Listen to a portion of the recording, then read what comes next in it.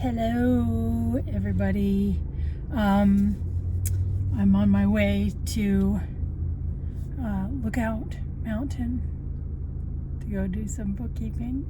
But I've been thinking about a particular writing tip that that I was reminded of the other day. In my time of doing coverage, one of the funniest situations I came across was a script where there were several characters. There was Maxie and Marla and Mike and Maddie and they were all M names. There were like 8 characters and every single name started with the letter M. And I thought, oh, that's hilarious. And as I kept reading, I kept waiting for the gag to be paid off. And as I entered the second act and left the first act, I realized the writer had no idea that they did this. And this was not a joke. It was a serious oversight.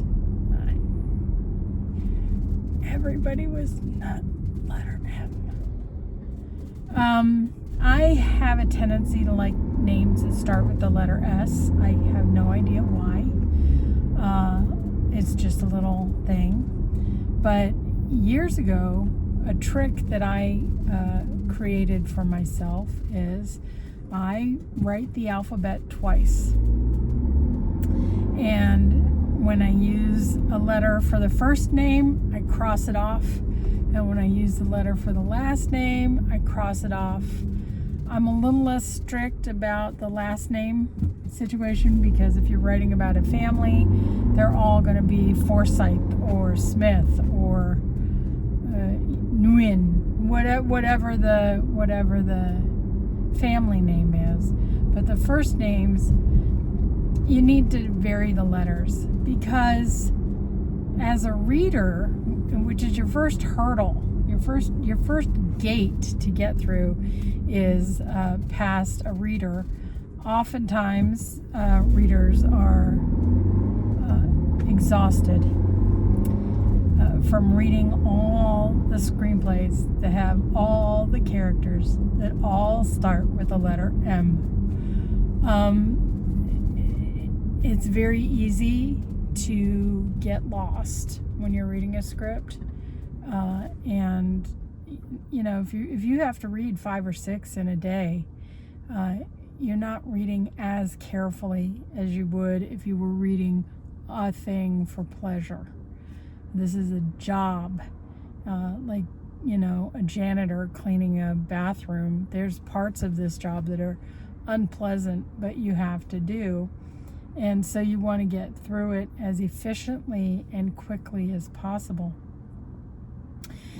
Don't make your screenplay a clean up on aisle 6 situation. If the reader has to keep flipping back to figure out, is there a Maxie and a Maxime, or are we just using the same name and using a diminutive once in a while? I mean, how is this going to play out? You want the reader to be enjoying your story, not constantly looking at other pages in your script as a reference so you can move forward. So that's my little trick for making characters more clear. Is a little ABC trick. I hope you use it. I hope if you don't use this trick, I hope that you look at your work and you review it. Do you have a Stefan and a Stephanie? Knock that off. Unless you're writing a comedy and that's part of the joke. Get a hold of yourself. If you write sloppily, you will not be taken seriously. And it takes too much time and effort to write something to not be taken seriously, even if you're writing a comedy, because it's serious business. All right, it's a quickie today. I hope you have a really marvelous day. I did get a new subscriber over the weekend. Oh my God, I'm so excited. So thank you to everybody who has liked and subscribed. It's an inordinate thrill. So surprising how exciting that is. So if you haven't subscribed and you haven't liked, you will make my day, and I will be more excited than I really should be. But it'll be nice. Have a good one. Take care of yourself.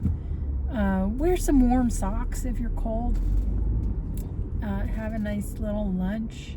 Do something kind for yourself and something kind for somebody else. It's a beautiful world we live in. We just have to remember that and act as if it is beautiful. Okay, that's all I have to say to you.